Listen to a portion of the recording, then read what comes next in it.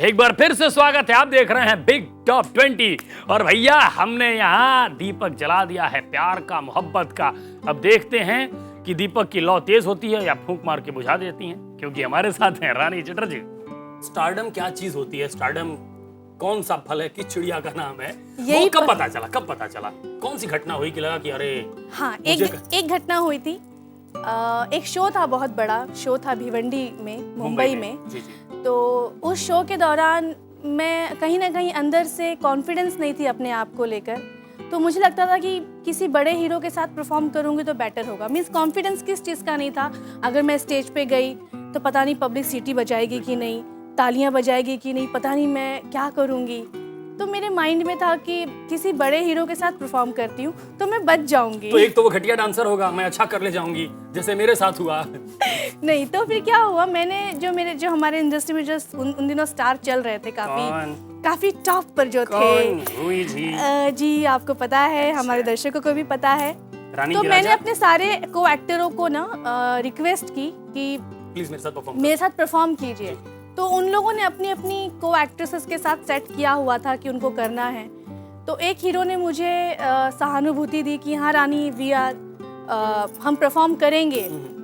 और मैं उसमें आराम से कि रिलैक्स, किसी ने साथ दिया, वाओ, कि मैं अब हीरो के साथ परफॉर्म करूंगी तो अब टेंशन नहीं होगी। शो को 4 दिन बाकी हैं और कोरियोग्राफर का कॉल मुझे आता है कि रानी, आर यू सीरियस? आप परफॉर्म करना चाहते हो? आपका सॉन्ग नहीं मिला, कुछ नहीं मिला, सब रिहर्सल करके चले गए। और मैं शॉक की, नहीं आप उनसे बात कीजिए ना, मैं उनके साथ करने वाली हूँ। कौन सा गाना है वो बताएंगे? कि व्हाट रबिश, वो तो आके रिहर्सल करके चले गए। अकेले? नहीं, किसी हीरोइन के साथ। ओके। और मैं इतना रोई घर में बैठ के कि माय गॉड, मैं क्या करूँ, मेरे साथ कोई परफॉर्म नहीं करना चाहता है, कोई मतलब ऐसे वैसे। तो मेरी मॉम ने मुझे कहा कि तुम स्टूपिड हो, तुम एक काम करो, 3 एंट्रीज तुम्हारी स्टेज पे हैं, तुम सोलो करो, तुम अच्छी डांसर हो, तुम सोलो करो। मैंने कहा मम्मी नहीं, सोलो नहीं करूँगी, पब्लिक पता नहीं सीटी नहीं बजाएगी तो मेरी इंसल्ट हो जाएगी, ताली नहीं बजाएगी तो इंसल्ट होगी। बट मेरी मॉम ने बहुत मुझे समझाया और मेरी मॉम ने मेरी पहली फिल्म के ही सॉन्ग्स पे मुझे परफॉर्म करने के लिए कहा। और जब मैंने परफॉर्म किया स्टेज पे तो ऑडियंस सिर्फ मुझे देखना चाहती थी और किसी को नहीं। Once more. और एंकर को मजबूरन मुझे वैनिटी से फिर बुलाना पड़ा और रिक्वेस्ट करनी पड़ी, रानी जी प्लीज इनसे कहिए कि आप फिर आ रही हैं। और मैंने माइक पर उन सबसे कहा, वो डे मेरे लिए कमाल का डे था। और जितने भी स्टार्स थे वो सब वैनिटी से बाहर आ गए थे क्योंकि पब्लिक इतना शोर मचा रही थी। वो देखने गए थे क्या कोई घटना हो गया है बाहर, कौन परफॉर्म कर रहा है। और मैंने रिक्वेस्ट किया ऑडियंस से कि मेरे और भी को एक्टर हैं, आप उनका परफॉर्मेंस देखिए, मैं वापस आ रही हूँ। उस दिन के बाद से जो कॉन्फिडेंस बढ़ा और उस दिन मुझे लगा कि यस मैं कुछ हूँ। मीन्स मेरे दर्शक मुझे चाहते हैं, मेरी ऑडियंस है जो मुझे प्यार करते हैं। और उसी के बाद जब सारे सुपरस्टार्स जो एक्ट्रेसेस थी, हम सब स्टेज पे खड़े थे, पब्लिक ने डायरेक्ट चिल्लाया रानी को माइक दो। Oh my God. मीन्स मुझे ऐसा लगा कि गॉड मेरे साथ है, मम्मी का कॉन्फिडेंस मेरे साथ है। और उस दिन मुझे लगा कि हाँ मैं कुछ हूँ। और उस दिन से मैंने फिर पीछे मुड़ के कभी नहीं देखा और उस दिन से आज तक मेरा रिकॉर्ड है, मैंने किसी के साथ परफॉर्म नहीं किया स्टेज पे, जबकि को एक्टर ने मुझे कहा भी। अब उल्टा हो गया होगा। मुझे कहते हैं रानी हम करेंगे, मैं कहती हूँ सॉरी, मेरा कंपोजिंग हो चुका है। ये पर किसी ने कभी साथ दिया? कोई है इंडस्ट्री में ऐसा आदमी जो हमेशा खड़ा रहा रानी के लिए कि I am always there for you? No, कोई नहीं। नो, कोई एक्टर नहीं। नो। ये खतरनाक सच है इंडस्ट्री का। ऑफ कोर्स ये हाँ, साथ तब देते जब मैं उनको कहती कि आप ही हैं मेरे लिए, आप ही कीजिए मेरे लिए।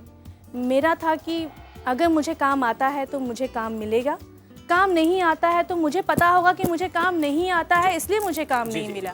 बट मुझे किसी के सामने, क्योंकि जब मुझे मेरी पहली ही फिल्म मिली थी तो मुझे किसी के रेफरेंस से नहीं मिली थी। वो तो मैं स्कूल जाती थी, अजय सिन्हा जी ने मुझे 2 चोटियों में और स्कूल ड्रेस में मुझे देखा था और उन्होंने सिर्फ ये कहा था कि बेटा आप एक्टिंग कर लोगे, और मैंने भी कह दिया था हाँ। और उन्होंने मुझे 20 दिन भोजपुरी सिखाई। भोजपुरी नहीं आती थी। भोजपुरी के बारे में मुझे कुछ पता नहीं था। हुज मनोज तिवारी, मैं कुछ नहीं जानती थी। मैं जिस दिन सेट पर गई, मैंने उस दिन मनोज तिवारी को देखा कि कौन है मनोज तिवारी। फिर उनसे आपने पूछा तो नहीं कि एक्सक्यूज मी, यहाँ मनोज तिवारी कौन है? नहीं, एक भीड़ में चिरते हुए एक बंदा कोई आ रहा था, मैंने कहा ये हीरो है। यही हो सकता है। तो अजीब नहीं लगा कि मैं 14 साल की, ये 34 साल का है जो मेरे opposite? मैंने कभी सोचा नहीं। इवन ससुरा के सेट पे जब फर्स्ट डे शूटिंग शुरू हुई तो रोमांटिक गाने की शूटिंग शुरू हुई थी और मेरे लिए सब मस्ती थी। अगर कोई स्ट्रगलिंग एक्ट्रेस होती तो बहुत सीरियसली काम करती, मेरे लिए ऐसा नहीं था। पिकनिक पे थी आप? पिकनिक पे थी। मेरी मॉम टेंशन में थी, बार बार पूछती थी कर लोगी ना, कर लोगी ना, कर लोगी कैमरा ऑन होने वाला है। और मैं हाँ मैं कर लूंगी, हाँ मैं कर लूंगी, हाँ मैं कर लूंगी। रानी जी से करेंगे ढेर सारी बातें और होगी बहुत खूबसूरत परफॉर्मेंस, लेकिन 3 गानों के बाद तो सुनिए, 3 गानों की लड़ियां एक साथ हमने लगा दी हैं। अब एक तरफ आग पकड़ा रहे हैं जो टक टक टक टक टक टक करेगा और आप खूब एंजॉय करेंगे। तो सुनिए गाना नंबर 11 तो 9